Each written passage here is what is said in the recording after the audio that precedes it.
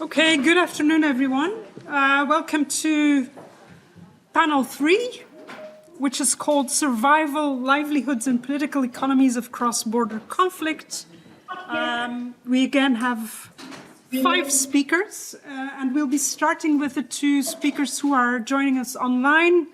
And the first is Susanne Alldén from Linnaeus University in Sweden, and she will be talking about surviving liminality, economic survival and coping strategies of military wives and women associated with armed actors in Eastern DRC.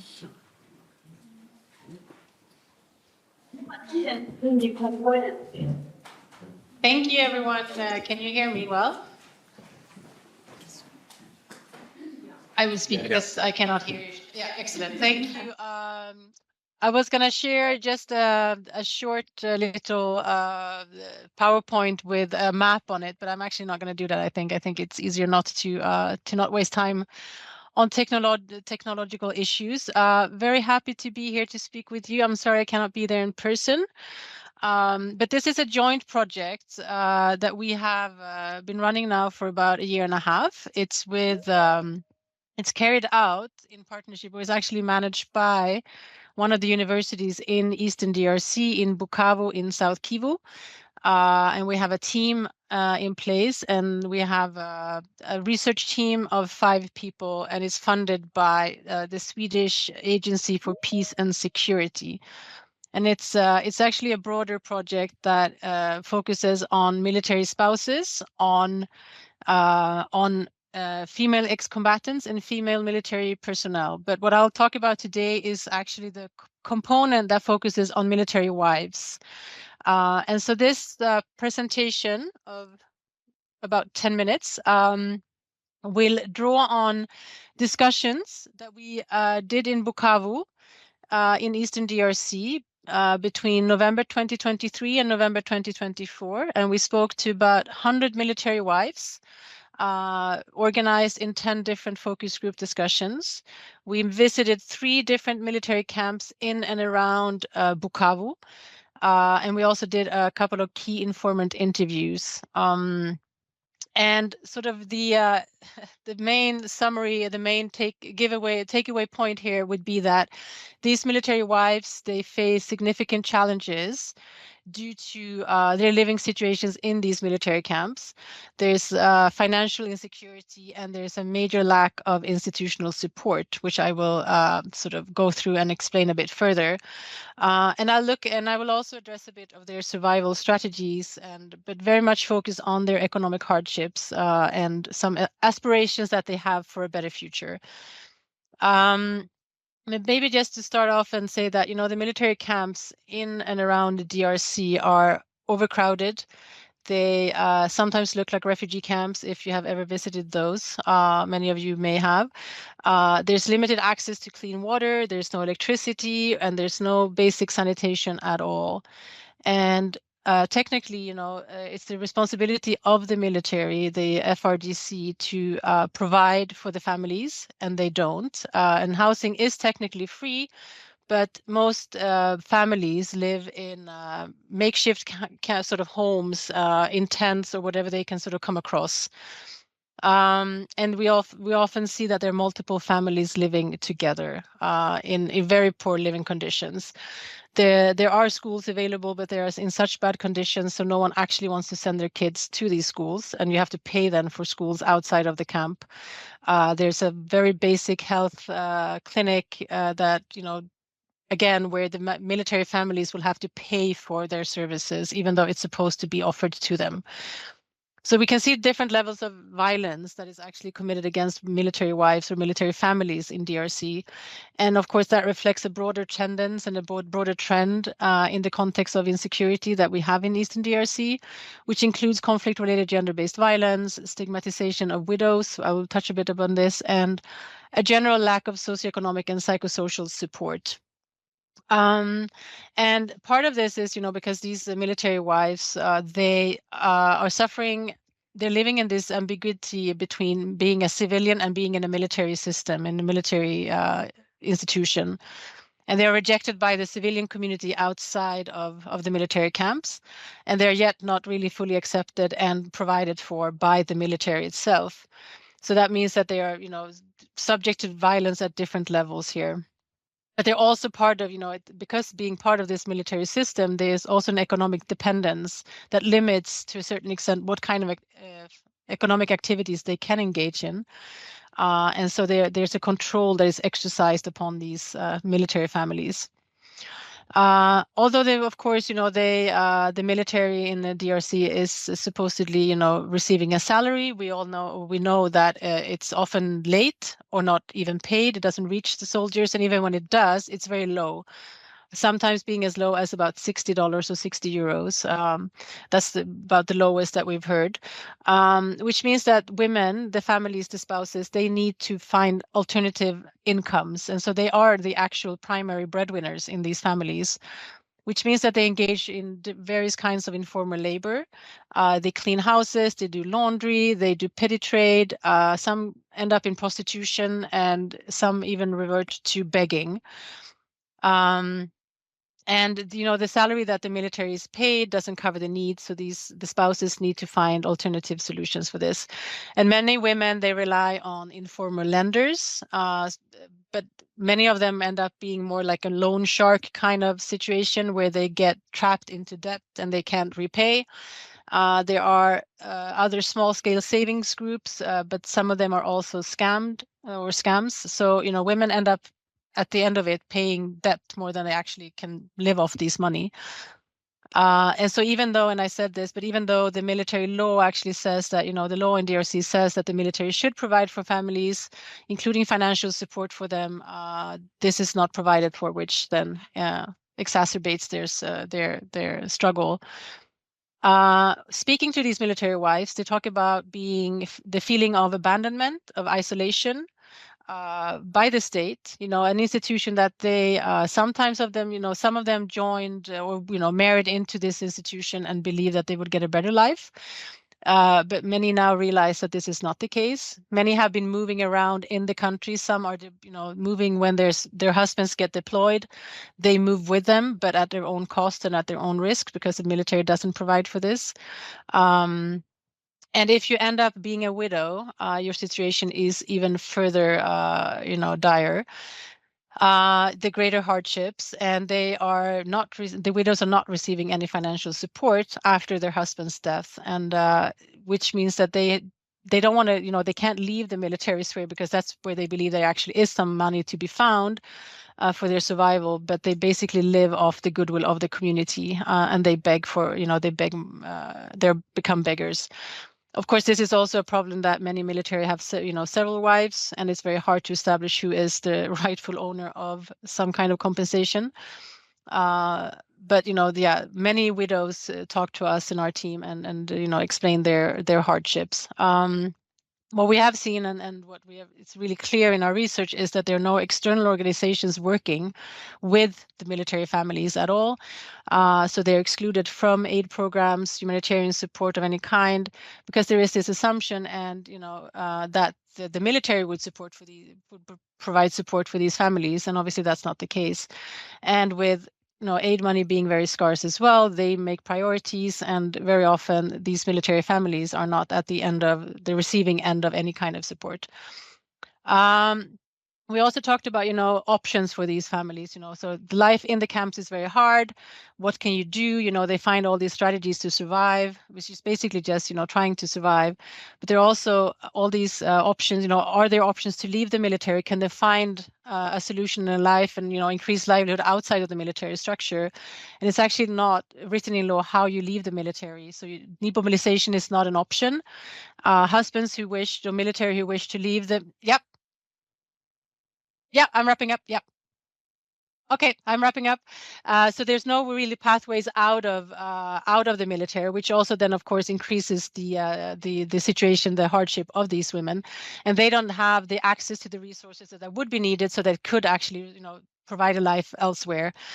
And so what we see in our research is that these military families, they navigate these extreme economic and social hardships, but they do find resourcefulness. They try to live on. They find ways of being resilient. But then because of this institutional violence that is also committed against them not being at the receiving end of the support that they should be receiving, or having economic opportunities that just put them into this dependency situation within the military structure. And I'll stop there. Thank you. Thank you so much. Thank you. And next up is Resty Naiga, who's joining us online from Makarere University in Uganda. And she will be speaking about conflict and natural resource management in refugee settings in southern Uganda.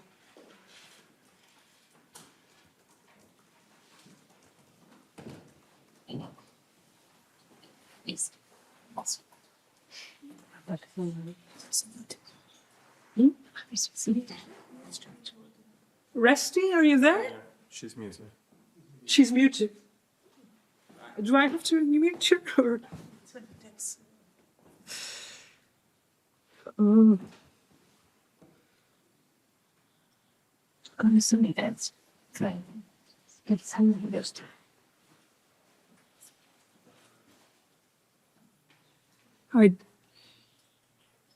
I think she. Yeah, she doesn't look like she's muted here. Someone else. Oh. Here's no. Resty's here.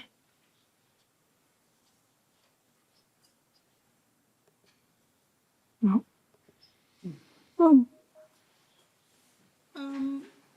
Then maybe I would suggest the next speaker goes and we wait for Resty to show up, or maybe someone can send her a message. Will you? Yeah, okay. So that means that we will switch to Caitlin. There's Resty. Hi. You appear to be muted.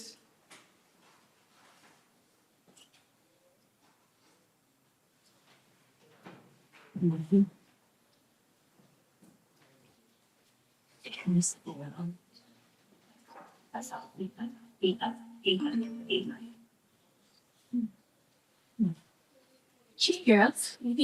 you say in the microphone. Resty, you're muted, and I think you have to do it yourself. Unmute yourself.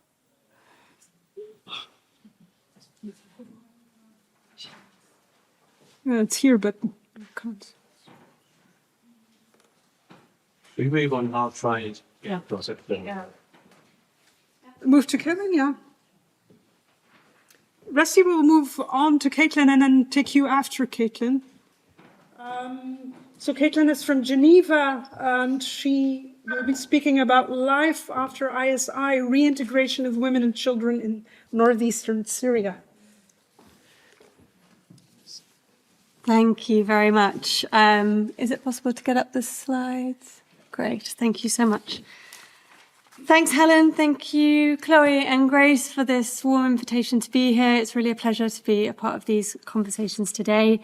I'm going to be speaking briefly about a study that we've been working on over the last couple of years about reintegration in northeast Syria. This is a project that has been conducted in partnership with Impact Civil Society Research and Development, which is a consortium of Syrian civil society organizations.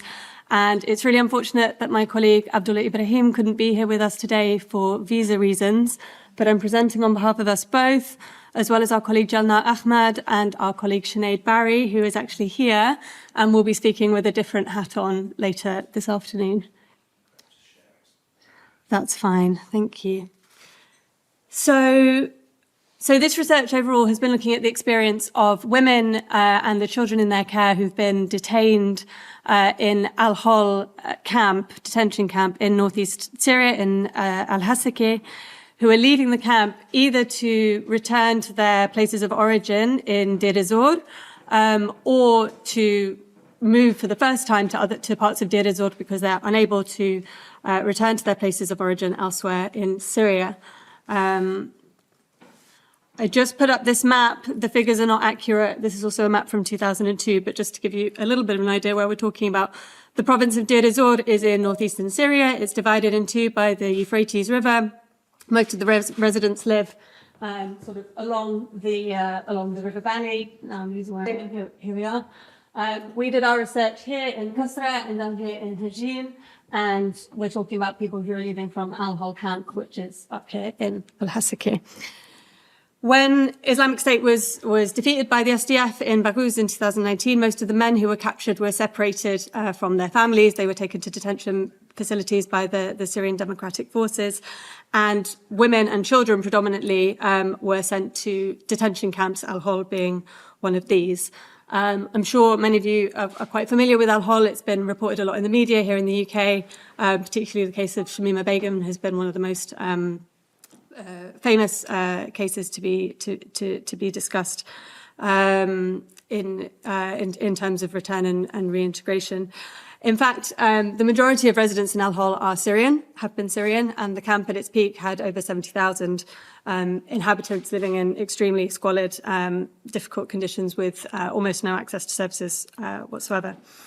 In recent years, women and children and some men who are also in the camp have been steadily released from the camp primarily through a process of tribal sponsorship, so a kind of guarantor system requiring tribal representatives and communities to provide some kinds of post-release security guarantees, or an application process facilitated by the SDF.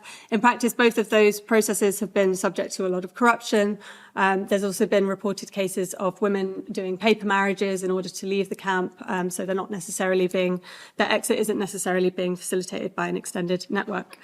Before going any further, it's really important to hold on to this idea that many of the people who are held in Al-Hol are widely believed to have been civilians under Islamic State, but nonetheless, their connection to having had a life under Islamic State and their portrayal as having an affiliation to ISIS by institutional actors, policymakers, organizations, and to some extent the perspectives of surrounding community members as well, really taints what their experience of reintegration can be. So the reality is we do not know, and there are no processes in place to try and ascertain what roles these women had or didn't have under Islamic State, whether they were married to fighters, whether they played any other kind of role in collaboration, or whether they were rather coerced into those living circumstances.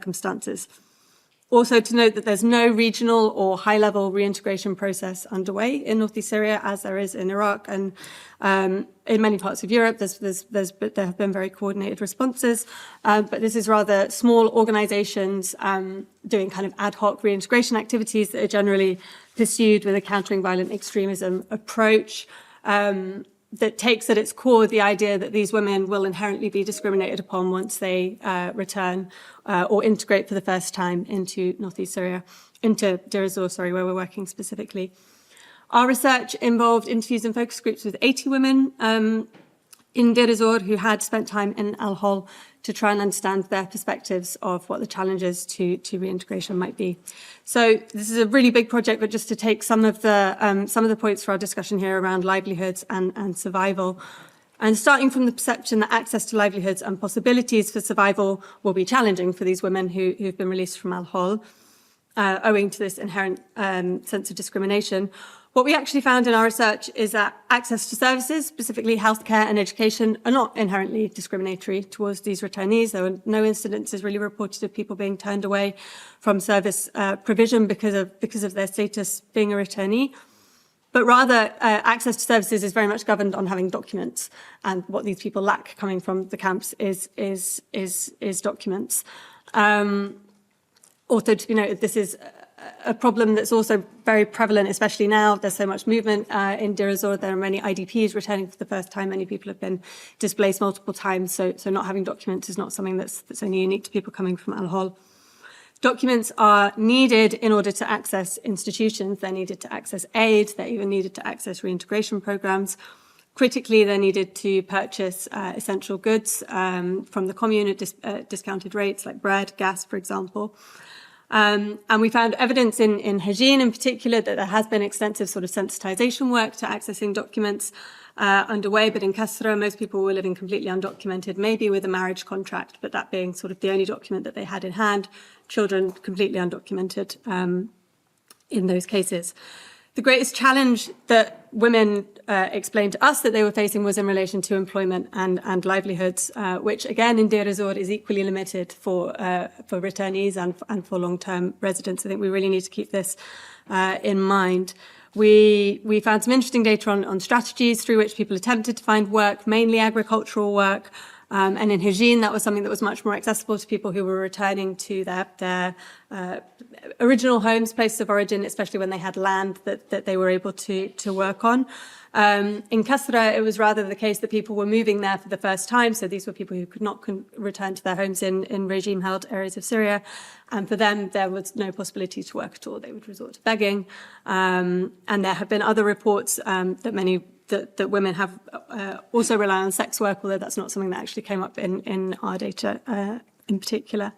What was also clear is that of the kind of reintegration programs that are underway, there's a lot of emphasis on vocational training, but that vocational training was completely irrelevant to the kinds of jobs and livelihood opportunities that might actually be available in Deir ez-Zor.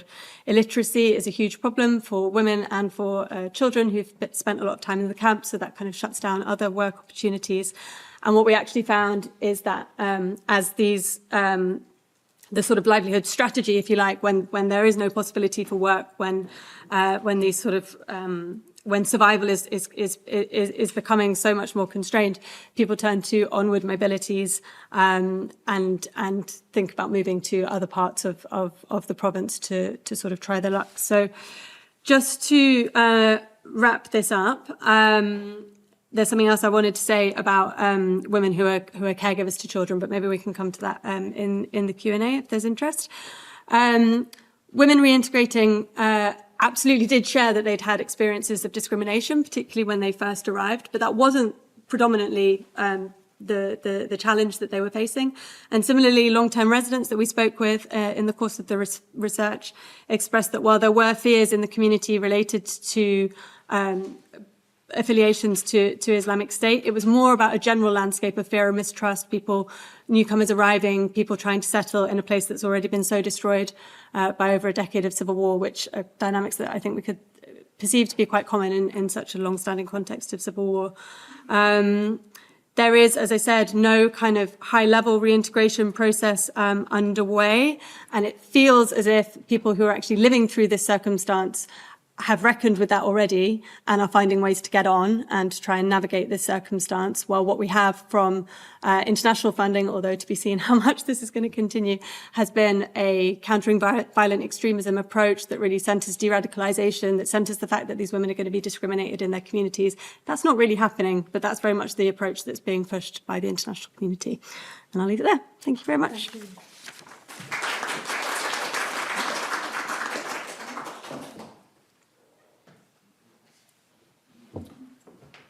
Okay, then we can go to Kampala for Resty.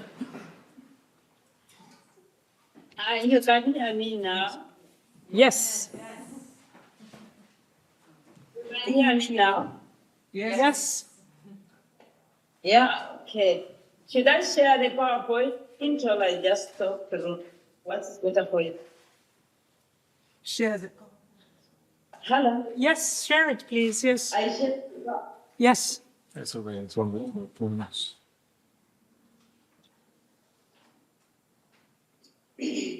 It's coming.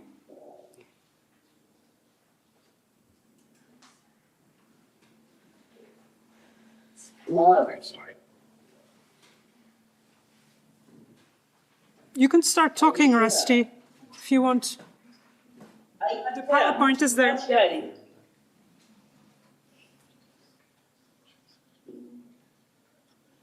Oh, thanks.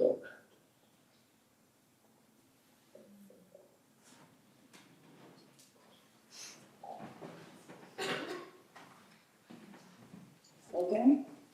You can see the screen? Okay. I'm presenting about, it was a broader study, but this study was funded by the Cross-Border Conflict Evidence Policy and Trends. I'm very grateful for them having sponsored this interesting study. The study was about land and water conflicts in Uganda's refugee settings. We focused on two refugee settings in Uganda, that is Nachivale and Orichinga refugee settlement. The main objectives of this study were really to look at the determinants of land conflicts and the determinants of water conflicts in Uganda's refugee settings in the context of Uganda's refugee self-reliance policy.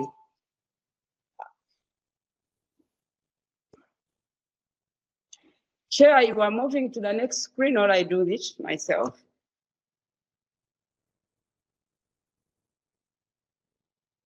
All right, so Uganda, as you may know, it is really the third largest. It's a paradox that Uganda is the third largest refugee host country, hosting over 1.7 million. And of course, women and children constitute over 70% of the refugees in refugee settings. And humanitarian actors for a decade now, they have tried to shift from direct provision to promotion of self-reliance. They are promoting self-reliance entirely using land, where once you are accepted as a refugee, you are given a portion of land that you should use to cultivate, but also settle in order to be self-reliant. Of course, that is envisaged as the most effective way of course, the humanitarian action exit, and in order to achieve the sustainable, effective economic security for the refugees in Uganda. So currently, actually, the humanitarian actors have shifted away from the direct provision of food to only provision of land that one is expected to use for farming, but also settle in order to earn a living. So this policy has put a lot of pressure on the already limited land and other resources such as water, and that has resulted into conflicts among refugees and host communities. So this study aimed to look at the determinants of conflicts, but also the fact that women constitute the biggest percentage of refugees. I aimed to understand the status of women participation in natural resource management, but also the effects of the land and water conflicts on women and children in an Achivare and Orichinga refugee settlements. We can go to the next. So the key highlights really indicate that over 78% of the refugees, over the 70%, of course, this was about the methodology. I used both mixed methods comprising of quantitative and quantitative methods of data collection. The household interviews were 876. There were 15 key informants, and there were 12 focus group discussions. The key informants included partners like UNHCR, Office of the Prime Minister, and other refugee-related organizations. So the key highlights really indicate that over 70% of the refugees and host communities experience land and water-related conflicts. We can go to the next. Experience water and land-related conflicts. And the key determinants really of land conflicts, of course, this map shows the location of Nachivare refugee settlement and Orichinga. They neighbor each other, and Nachivare is the oldest, hosting over 17 million, and Orichinga has around 10,000 refugees. And these refugees, on average, have stayed for over 30 years in these refugee settlements. So the fact that they were facing conflicts on a daily basis, it was paramount for us to find out what are the key determinants of the land and water conflicts. So the key determinants of land conflicts were, of course, limited land for especially for agriculture. It was related also to agricultural production, the competition over land, but there was also related to mixed farming, related to animal farming, livestock that resulted into animal trespass. And this happened across both refugees and host communities. Maybe I want to note that in some of these settlements, Nachivar and Orichinga, both refugees and host communities are more or less mixed. So they live together, they share all the limited resources. So there is no clear demarcation between the hosts and refugee communities, and that results into hostility and sometimes competition over limited resources. And the determinants of water conflicts, of course, were related to limited infrastructure, water quality, water quantity, the distance walked to the water sources. And it was also found that actually these water and land conflicts affect women and girls most. It affects access to access to services such as education, access to food, access to health, access to shelter, and access to other services such as market. Despite the fact that women and girls bear the burden, their participation was very, very limited. It is less than 20% in both refugee settlements.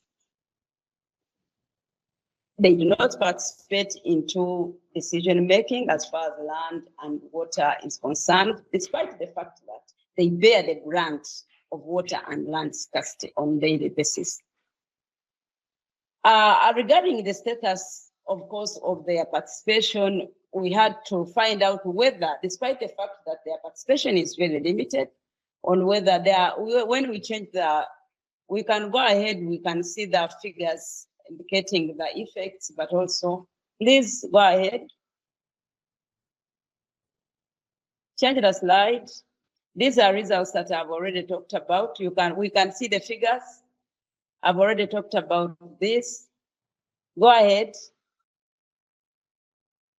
Go ahead. You can go ahead and they just view the figures regarding, these are effects of land and water conflicts on access to services among women. So one is among the refugees and among the hosts, but you can see overall, both hosts and refugees are affected, almost more or less the same way. Although overall the refugees are affected more than hosts, but you can see these figures indicate that they are all affected by land and water conflicts. We can go ahead, see the figure of their status of participation. So this shows the status of women participation in Nachivari. Only 9% of the refugee welfare committees constitute women. And yes, please. So as we can see is that promoting self-reliance using land is not sustainable. There is need for humanitarian actors to find other ways of ensuring livelihood, sustainable livelihood among host and refugee communities. Maybe others I can answer during the Q&A. Thank you.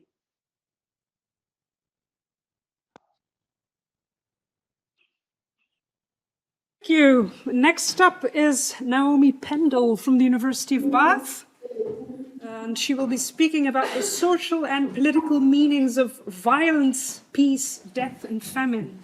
Oh, actually, don't worry about it. Oh, you changed the title. Yeah. Yeah, I will talk about some. I'll talk about some. It sounds good. Maybe I will talk about that next time. So sorry that I'm not going to talk about what I meant to talk about. Yes, so sorry. Thank you. That was the right presentation, though. But just we'll learn. So this is what I'm going to talk about. I'm going to. There was death, and death is No, not at all. I'm co-director of the Centre for Death and Society, so death sneaks into my work quite a lot. So I'm going to talk about noticing the dead in social networks, and I'm talking about South Sudanese military widows in exile in Khartoum, so South Sudan and into Sudan. the first thing to say before I go any further is this work is really the work of Matot Yen, and I helped him, but he is my co-author and he is really the designer of the piece of research. Matot died about 18 months ago, so we had just finished collecting the data, and he was back in Juba, and he died of ill health. He was an incredibly intelligent man. He spoke Amharic, Arabic, Nua, because he's from Nua, perfect English. And those languages are itself kind of indicative of his own childhood. He grew up fleeing from war in Unity State in South Sudan. I'm going to talk about Unity State. And he moved to Ethiopia, to Khartoum, and spent time in South Sudan as well. So it's great to present his work, and this will hopefully be published very soon too. We've just resubmitting revisions on our kind of article about this. But I wanted to obviously highlight that this is really his contribution. I was also thinking, who do I put up if I'm going to talk about Matot, and I must mention Matot, of course. What image do I put on the screen? And I include Matot, that is Matot, but also Nyadak, who's his daughter. He's in a picture with her there. And then the other picture is from about 2 weeks ago. So she is doing well and at school in Juba. The hearts are because it was sent over WhatsApp, and so the hearts came with the photo. I want to highlight Nyadak being there because a key part of remembering in South Sudan is through your children. Like, how do the dead continue? What is their social role? They shape kind of the moral economies. They shape means of exchange, their kind of presence. But one key way in which they do that is the way they are remembered and kind of present through the children. And so kind of Nyadak is as much a kind of an image in a way of Matot and his kind of legacy as anything else. So that's Nyadak.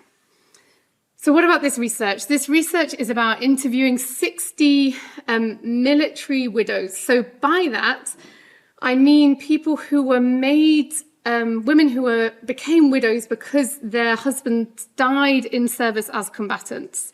So they were married and their husbands died during war when fighting.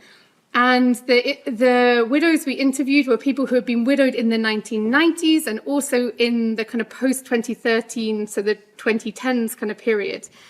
So we interviewed 60 widows, all who had fled to Khartoum, and you'll understand why they fled there, all from Unity State, but who were of those different generations. So some who were now older. So Matot's own mother was one of those kind of war widows from the 1990s. So this research came about because I was thinking about other research, and Matot at the time was working in an Ethiopian restaurant in Juba. So it feels nice that we're going for Ethiopian later. And I would sometimes sit there and work because it had a bit of air conditioning. And he would sometimes help me because he could speak Nua. I've been researching in a Nua area, and he would give me advice. And then over time, we talked, we developed this research idea kind of around his own story and his own mother's story, because she was a military widow. And so the first story and the first interview we did was with his own mother. And actually we snowballed really from her to these 60 other women. And obviously it kind of expanded over time.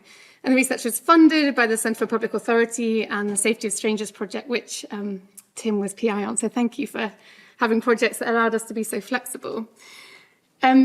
This Khartoum, we were interviewing women, military widows who lived in Khartoum. As we know, come April 2023, everything changed in Khartoum. And we have followed some of the stories of these widows, but exactly where all of those 60 women now are, I'm not sure. And that's maybe something for the future. All the harder now Matot's not with us, but it's something to have in mind, and I'll come back to that at the end. So my two key points through this are that social networks and social networks of survival have their own politics. So if you're in the kind of livelihoods literature and the kind of how do you survive a humanitarian crisis literature, social networks come up, and sometimes that feels kind of a nuanced response. Social networks matter. And why do people move in different ways to different refugee camps? Why do they not always comply with where aid agencies want them to go? Because social networks matter. But social networks can also have a politics. They can sometimes be very conservative. They can restrain people. And we shouldn't think of them as necessarily benign. We need to think critically about what the social network is doing. What are the kind of social and moral norms at play? and what is not able to happen because of that social restriction. And then it's also a call to think about the role of the dead in these social networks. What does it, what kind of role are the memories of the dead, the kind of emotive memories, the emotive kind of material presence potentially through children? What is that doing to the way these social networks work in a way that I think, as people who don't necessarily think much about death, we can ignore very easily? So as I mentioned, we were thinking about military widows from the period of the 1990s to 2000s, and then from the 2010s. So people who became widows during these periods. We focused very much on unity state in kind of North South Sudan, the kind of newer speaking areas near kind of Leia and Mayendi. Matwat was from Leia. So I'm sure not all of you have a totally excellent geography of Sudan. So if you follow that line down, that line going through the map is one of the oil pipelines. If you follow it down to the end of that line is unity state in South Sudan. Oil was discovered there in the 1970s. That played into the kind of national politics of Sudan and was one of the reasons why the Sudan People's Liberation Army kind of rebelled in the 1980s. Then in the 1990s, to access this oil, the Sudan government implemented a very brutal policy of kind of clearing of that space. So very brutal violence against civilians in order to kind of push the local population out so oil could start being drilled, and it was eventually drilled in the late 1990s, 2000s. So during that period, there was a large mobilization of local forces and tens of thousands or more young men fought, but tens of thousands of young men died. Then again, in the 2010s, there was by then South Sudan had become independent. In 2013, armed conflict erupted again. The oil pipeline initially shut down, but then there was a lot of heavy violence around lots of different politics. But one of the kind of reasons for intense fighting in this area was to kind of secure control of the oil fields again. Again, in unity state, tens of thousands of people died, and about half in direct violence, many of them male combatants. So obviously, when you have these large numbers of young men, young combatants dying, you often then have a lot of widows as a result. Many of these men will marry. They might have been married already, but they might marry anticipating they're going to have to go to war. And they want children to do that. Even Peter Gadet, who was one of the military commanders in the area, one of the kind of lines he often used when he was mobilizing forces to kind of defend these areas or to kind of fight for control of them was to talk about how young soldiers, if they fought for him, would be guaranteed a wife, or even if they died, they would be guaranteed a wife, because your memory will live on through your wife and your children. So wives and children were very key, both to kind of historic ideas of memory and kind of keeping the dead alive, but even in these kind of armed mobilizations, kind of lessening the impact of death by promising that you will have a legacy through your wife and your children.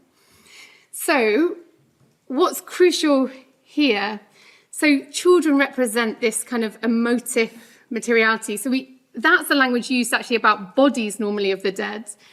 But actually in communities where you know that the child is the child of the deceased, the children in themselves can kind of evoke memories of the dead, but also they uphold the lineage. So the children kind of allow your name to follow on, especially male children, allow your name to continue and the line of the lineage not to be broken. And with military deaths, that's even more kind of the case, especially because of this kind of politicization of those norms. There are benefits to that for military widows. It means that the family of your dead husband has to look after you, because looking after you is looking after the memory of your dead husband. So that's incredibly valuable and kind of provides a coping mechanism. It enforces through kind of social and moral norms these social networks. But sometimes that doesn't work. So in South Sudan, armed conflict is often accompanied by sometimes intentional or otherwise deprivation of food. There's often famine. There's been multiple famines in Unity State in the 90s, in 2017. And therefore, your husband's family might not be able to provide for you, and therefore you are left incredibly vulnerable.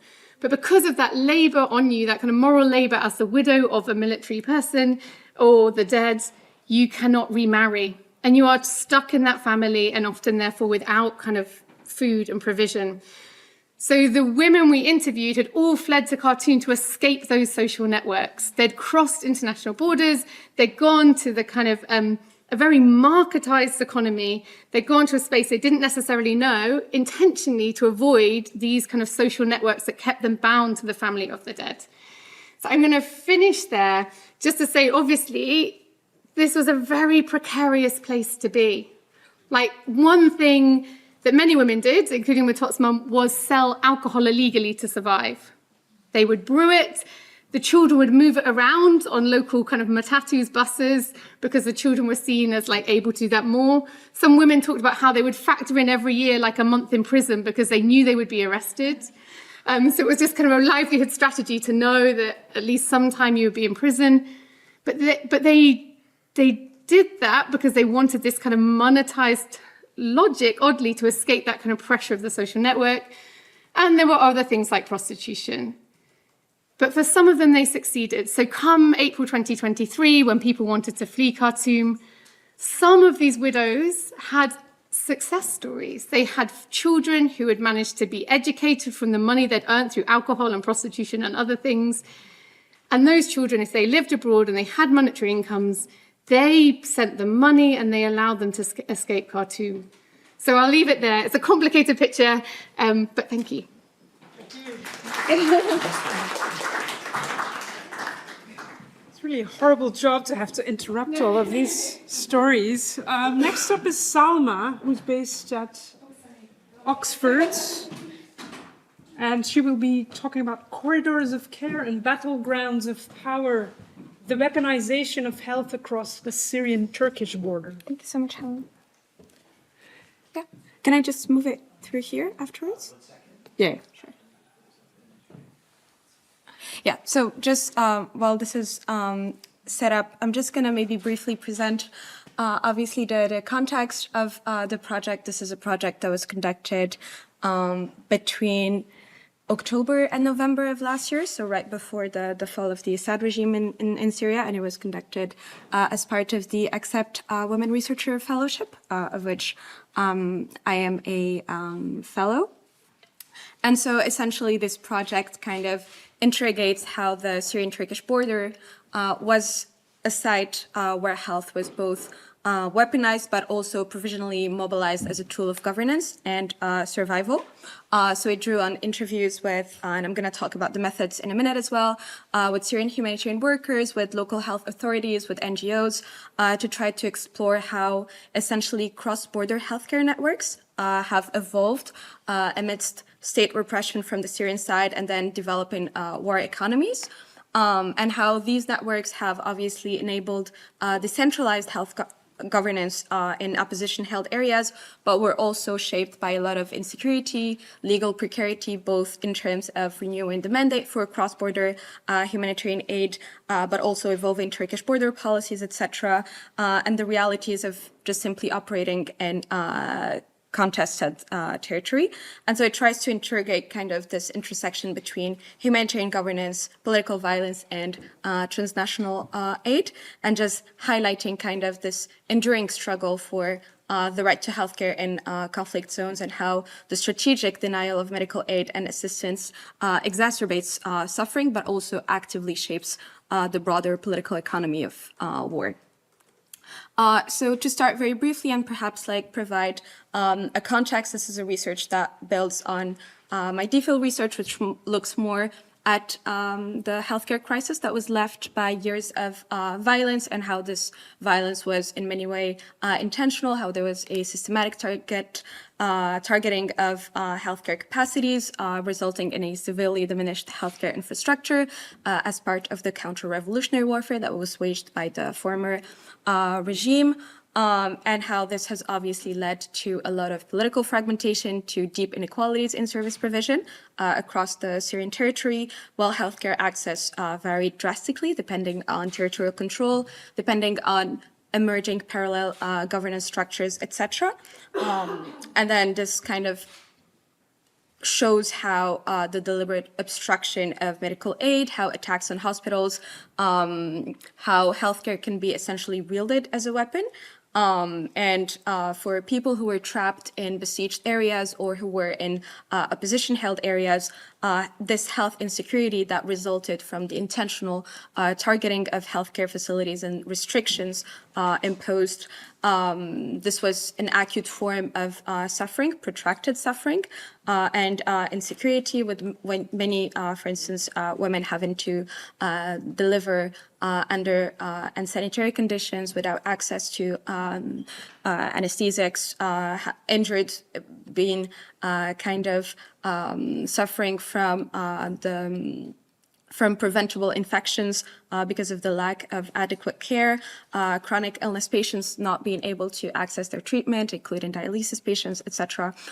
So all of that access to medicine was essentially manipulated, and it's important to understand how these lived realities allow us to kind of really grasp the full scope of the weaponization of health, not just in the Syrian context, but obviously in other related contexts. So this is a map that kind of shows the concentration of the targeting of healthcare facilities, and it shows obviously that there is a huge concentration in areas that were under siege or that were governed at some point by opposition forces.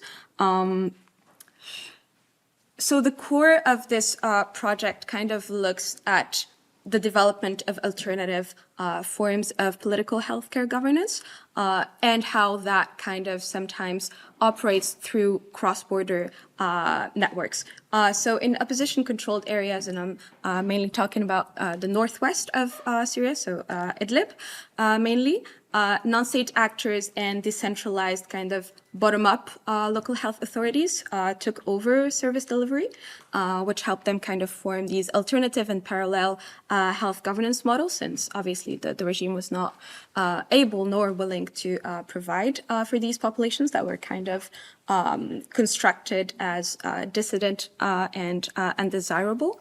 And they were also mainly delegated to NGOs, and I'm going to talk in a bit about why this was the case. And so what happened was that cross-border mechanisms emerged kind of as a critical component that would then sustain these medical interventions in Syria's north because of the inability of local authorities to properly provide the adequate care. And the last point is kind of talking about obviously the future now with Syria's reconstruction in mind, because this decentralized governance model that was kind of led by the current authorities is a model that will be probably transposed, so from this localized kind of model to a national and a wider kind of public healthcare system. And so the challenge is, of course, to synthesize these elements to develop more independence and autonomy, but also create a more functional and equitable healthcare system. So some of the key research questions that I looked at were mainly looking at the subversion, the weaponization of healthcare governance, but the main one that I'm looking at in this research is really the role that cross-border health governance played in addressing or sometimes exacerbating vulnerabilities in Syria's northwest, and how some challenges emerged that we can talk about in terms of coordinating transboundary healthcare efforts. So I went for, I think, 6 weeks to Gaziantep, so on the Turkish-Syrian border, to conduct interviews, mainly with Syrian healthcare professionals, humanitarian workers, policy experts, in addition to obviously talking to people, doing a lot of field observations in Istanbul as well, to focus obviously on these experiences, individual and collective, of healthcare insecurity, and then of the construction of alternative healthcare governance models, and on how, obviously, this is a core component of people's ability to survive in these specific settings. So this was also a discussion that was recurrent, and then obviously kind of triangulating that with existing literature.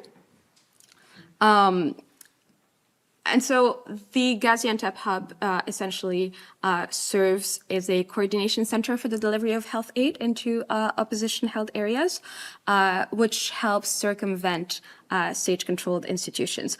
So because the state kind of has its sovereignty, it has the ability to not accept aid coming in through borders, which is why there was a resolution that was voted and that was regularly renewed at the UN in order to allow for this cross-border mechanism to take place. But I'm going to talk about the challenges in a minute, because this was a resolution that was constantly threatened to not be renewed, mainly by members of the UN Security Council who had veto power, and I'm talking mainly about allies of the former regime, like Russia. So this is kind of important when talking about the precarity that was tied to these systems. But it also was kind of providing and distributing medical supplies. It facilitated vaccination campaigns. NGOs that were working in Turkey had the ability to go in for interventions, to go in for capacity building and capacity training. It helps to ensure some sort of alternative model that wasn't fully led by the authorities that were in the Northwest, because of the sanctions that were obviously placed, and still are, on the group, but also because of the broader security kind of landscape. But there were obviously lots of limitations to that, and these limitations have a direct, obviously, impact on people's experiences and people's suffering, because they kind of live under this very precarious governance framework. And so legal precarity, as I mentioned first, because of the changing dynamics at the international level, because of the renewal of the UN mandate, because of Turkish border policies after the 2022 earthquake, Turkey changed its border policies, restricting the number, for instance, of patients who could go in to seek care in Turkey, and also in terms of the medical equipment that could go into Syria. So that definitely had a direct impact. There is no unified kind of governance framework also, which further complicates coordination among actors. There are still, and at the time, security risks along the borders, which further exacerbated these issues, especially for medical doctors who were often subjected to kidnapping and ransom because of their status. And obviously transit approval delays, limitations on allowed humanitarian aid cross-border because of the sanctions that were imposed. So a lot of time NGOs kind of acted as mediators between the international community, the UN, and the local de facto authorities. This has kind of obviously led to a lot of over-reliance on foreign donors, which undermines long-term sustainability, because the plans were essentially just trying to sometimes fix emergencies and not really think about the future and long-term capacity building. And obviously we are now seeing the impacts of budgetary cuts, not only on Syria, but on a lot of other contexts in which these are threatening people's livelihoods and rights to life.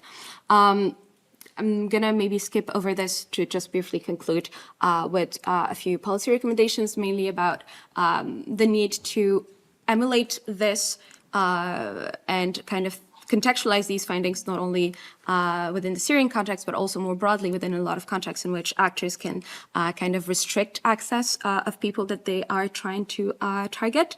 So in terms of improving coordination, in terms of focusing on livelihoods instead of food baskets and cash assistance, so also trying to improve healthcare status by focusing on empowering people, providing technical assistance, capacity building programs, trying to create accountability and transparency mechanisms so that violators can actually be held accountable, so that there is lesser political bias in resource distribution, prioritizing marginalized populations when attempting to reconstruct, especially since a lot of individuals have had war-acquired disabilities and traumas, trying to ensure continued health service right now for Syrian refugees who cannot go back, and make sure that they remain taken care of in the host countries in which they are. And then obviously, and lastly, develop legal safeguards to really maintain and depoliticize all forms of cross-border aid mechanisms in similar contexts like Gaza and Sudan, as we just heard on.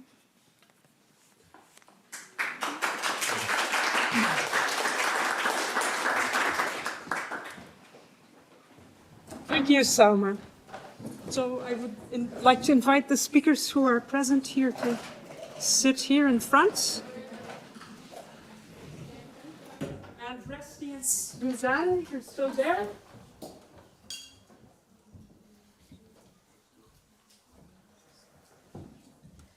So we have about 25 minutes now for questions and discussion. Sir, please feel free to ask a question. Raise your hand.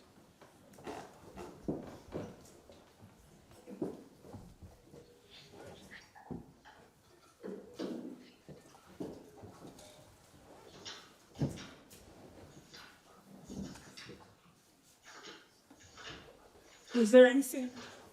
Do you have any comments on others? To break the ice. Yes. Very interesting University of Antwerp with the names. It's very interesting, the research that you're doing. But I'm very interested concerning the whole camp in Syria. I was wondering why they're still on this camp, why there's although many NGOs like DAMOS and many, but I still remember, but why they're not being integrated back to their community? Do you think they're ready? Or there's a certain social policy and they're still being stigmatized, that they're being, ISIS or like they have, and weird ideology? Thank you for your question. So it's really interesting because Al-Hol's obviously had this very mixed population of foreign nationals and Syrians together. And there've been, the Iraqi government's had one of the most kind of comprehensive reintegration programs, actually. There's been a lot of pressure on European governments and others, for example, to repatriate and reintegrate. Some are more willing to do that than others. In terms of Syrian reintegration, it's kind of come in fits and starts in the last few years, and there's sort of a flurry of action, and there'll be a series of there'll be sort of pockets of movement that are managed. I think it's probably more to do with it's certainly not to do with how ready the surrounding community is, because nobody's doing anything to take account of that. There's no, assessment or efforts made to understand what kind of willingness there is in that sense. Certainly not among residents and local communities at all. There's been a lot more return to urbanized areas than to rural areas. So the work we've been doing has been in Deir ez-Zor, which has been really, really understudied and really understood and misunderstood so far. There's been a lot more return to Raqqa, for example, and that's what we know a lot more about.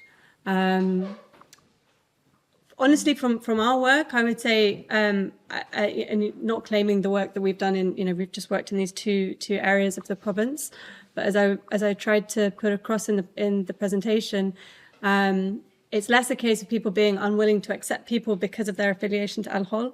It's really about the fact that these are communities and towns that have been so destroyed and devastated by the civil war, and really don't have the infrastructure to support incoming populations at scale. There are no work opportunities. It's difficult to find accommodation. Health infrastructure is very weak. Education infrastructure is very weak, etc. Then another question for Professor. It's I'm a professor, but no, you remembered. Concerning South of Sudan, amazing job, to be honest. Like this unreal, it's on fire. Like, I know, I heard. I'm a PhD student at Geneva. There's many questions concerning researchers when they come back do you feel objective or you feel like it's a bit emotional? And you can reflect on it for yes or no, because I used to be a social worker. I used to work in prisons for the past years. Sometimes I get empathy, and sometimes it can reflect on my feelings. That's why I do therapy for a long time, despite the living in Lebanon is too much traumatized. And thank you very much. No, it's a really good question. Actually, my head of department asked me that just a couple of days ago in the corridor in the middle of kind of, walking around the building. I mean, it's a discussion as well, because I think there's a lot going on there. There's both like, how do we kind of manage and keep ourselves well and safe? And then also, what does that do for our research and the kind of rigor of our research, and what are we even trying to do? So there is a bit of a discussion amongst some people who are publishing of like, how is it appropriate to spend significant periods of time in context of conflict? As an academic, does that mean you are too emotionally attached? Does that prevent the kind of objectivity and the rigor you might want? And obviously one response to that is that, well, that's never what I was after anyway. Like, to suggest that I want to be, I mean, that's probably not the methodological approach I have of being kind of some distant thing that's observing as if I wasn't in touch. But I also would challenge that, whether that's ever possible in this kind of context of conflict, right? Because there's a balance. I don't know what the answer is, and I'm trying to write a chapter on it. No. But I was wondering how you did cope with this. Sorry, it's a trauma. Yeah. I'm coming from a country, so I understand. Yeah. For me, I did from personal experience to try to not reflect it on my paper. How you did that? It's a successful key. I just wanted to know. Yeah. I definitely don't have the key. I mean, because the death of now I'm studying I'm studying death, but then the death of Matar is a different thing. There's a kind of, it almost feels like a kind of disenfranchised grief, right? That's the word that some people use. Because it's not my grief to be had, it's his wife's and Yadak, the girl, and the daughter. And of course, he's my friend and a colleague, so there's some grief there, but it's also, like, where is it a grief I'm allowed to have? Like, is that even, it feels like that's, and a lot of like stories that I listen to, like, I mean, recently, so we were researching in a military barracks, actually, incredibly interesting. And it was with Leba Morrow, who's a professor in South Sudan. So he gained access for us to this military barracks. We were researching on opposition combatants who had been integrated into the South Sudan government army and living on this South Sudan government army barracks, so opposition soldiers who basically had no access to livelihoods and were dying in significant numbers of kind of ill health. It was a very brutal, slow way to kind of end the opposition. But amongst those, because they were opposition combatants, there were men, women, and children. And all of those were amongst those who were dying, being buried in mass graves. That is incredibly emotional. To be honest, we were talking about it, and then one of our interviews with Eve was like, well, you do realize you're standing on a mass grave. There was no marking to it at all. So those emotions, but it feels like it's not really it is some of my grief and I can mourn it, but it's also these people's grief. And they're angry about it as much as sad about it. Like they're grieving, but they're also like incredibly angry that they have to bury their own in such an undignified way. So I think it's like I think people how to deal with it, I don't know, but some of my response is to want to be really angry as well as to want to kind of grieve. And it's how, especially as I can come away. I mean, I have this privilege of being able to get distance, of being able to, walk in the English countryside, of being able to kind of try and process it. Whereas the people we've been spending time with, Matot's widow, like they can't escape it in the way I can. So it's how do I really don't know the answers. It's how, but yeah, it'd be good to talk about. And I think it's something I want to talk about more. I'm trying to write a chapter, not very well, on exactly this. So we should talk. Okay. Yeah, I think it's a really interesting question that probably all the others also have their own answers to. But Benjamin has a question, and then Tim. Yeah, thanks a lot. Fascinating work you're all doing. It's really, really great to listen to you. I have a question to Susanne on the military wives around Bukavu. Can you say a bit more about the context, like sort of where these families are coming from who are soldiers? Sort of I didn't really quite understand whether they are sort of have come from that region or whether they have migrated to Bukavu and now live in a camp. Are they mobile themselves in terms of trying to seek livelihoods also beyond the camp? That would be really interesting to know, to understand sort of the life beyond these military camps. That would be great. And to Resty, I didn't understand in a sense in how far these land conflicts, so that you briefly started to talk about, in how far these are gendered, right? In how far sort of gender dimensions really come into play in these land conflicts. Thank you.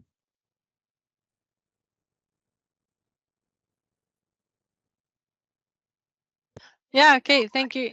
Yeah, great. Thank you so much. And thank you for that question. Yeah, it's a mix actually. So in some of these, many of these families come from elsewhere outside of South Kivu.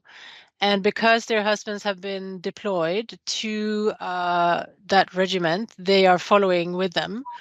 And so many of them actually speak about how it was better in, where they lived before, and they had access to other types of life-saving, opportunities. They could, have small businesses going. But some of them have been there, this is maybe 15, 20 years ago as well. Some of these have been very long in the camps.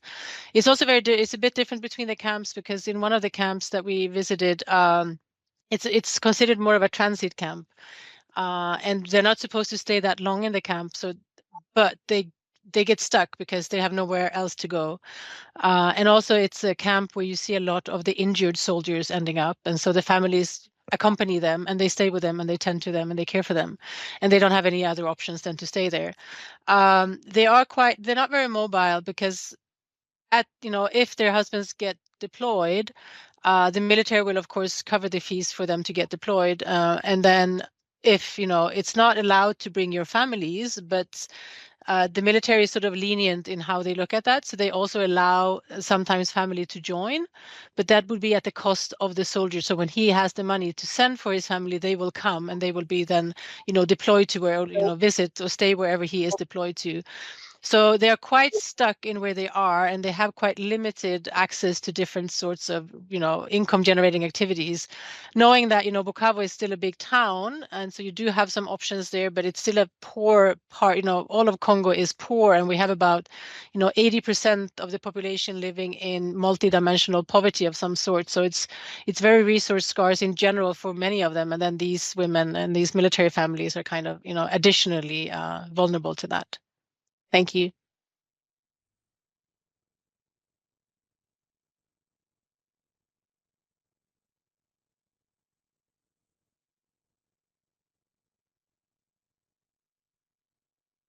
Yeah, the gender dimensions of the land and water conflicts, of course, come in the fact that the water provision at a household level, but also subsistence farming, is socially ascribed roles of women. And therefore, when there are really water conflicts, they are affected most, because they do that on daily basis.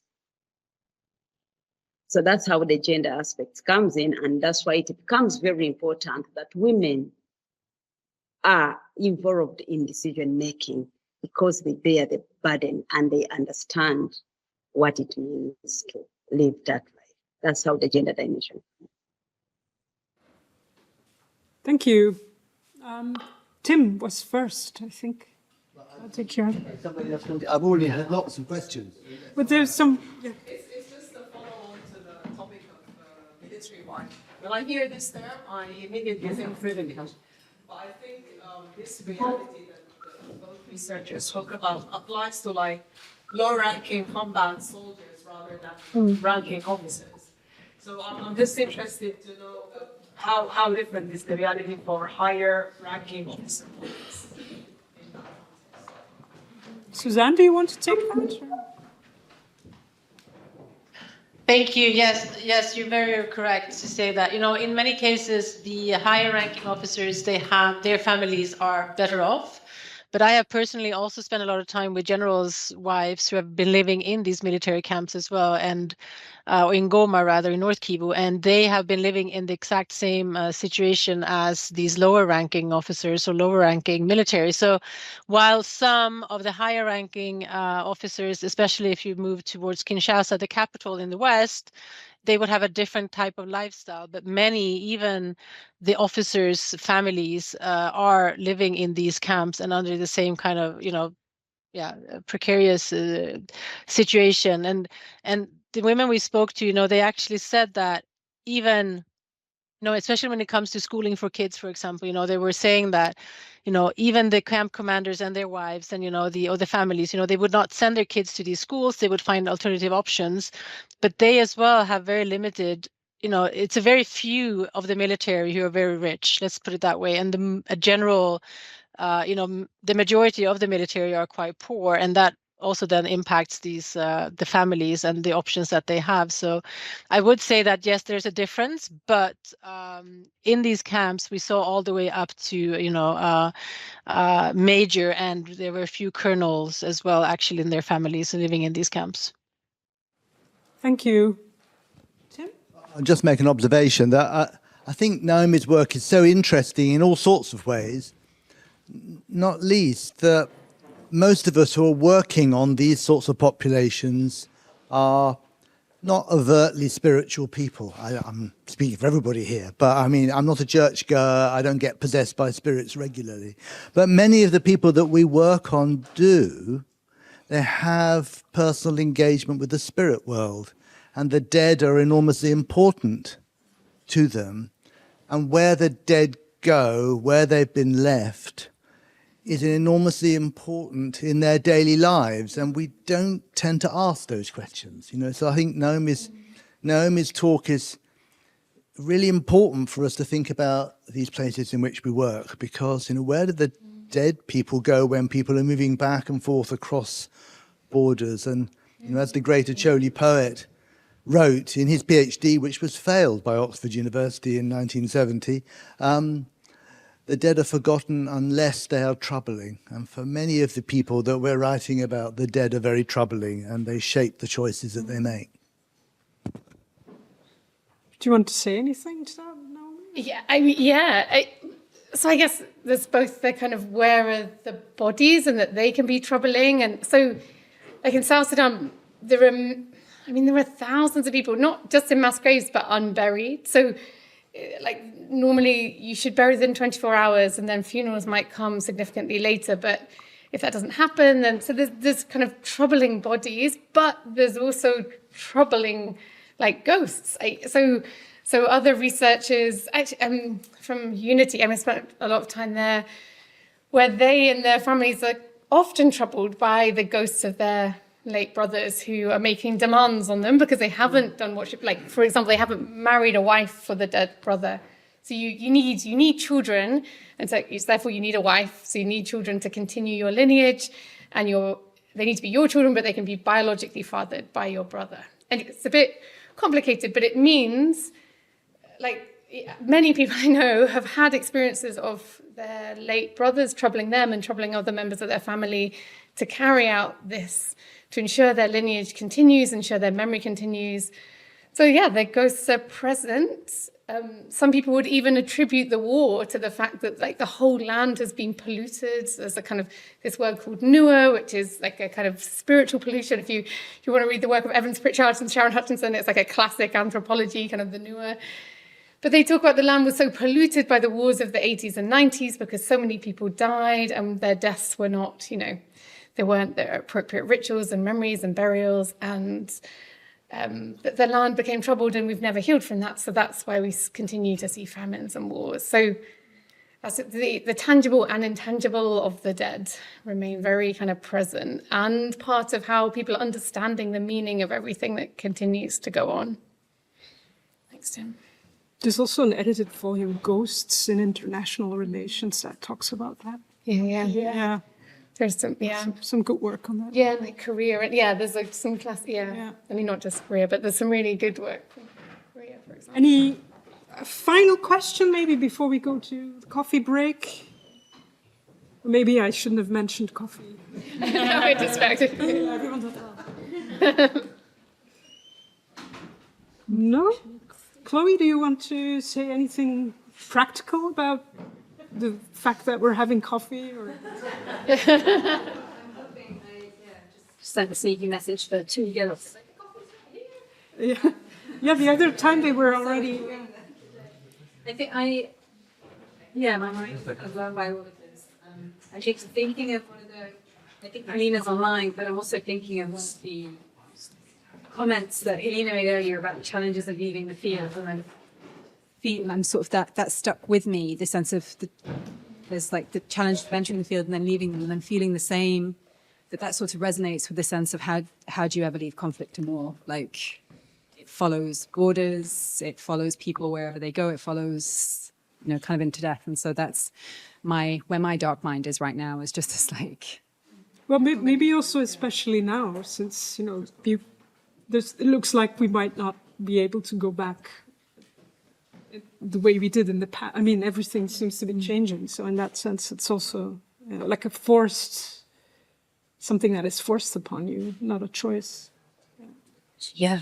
Oh, yeah, indeed. So I don't know. Yeah, in a sense, I'm also struck by survival was a key concept for this panel. And I think when we often talk about survival and survivors in the kind of gender, peace and security space, it tends to be a particular kind of violence. It's very clear, I think, from these extraordinary presentations. Thank you, everyone, that survival both lives on a spectrum, it lives across borders, and it takes all kinds of forms.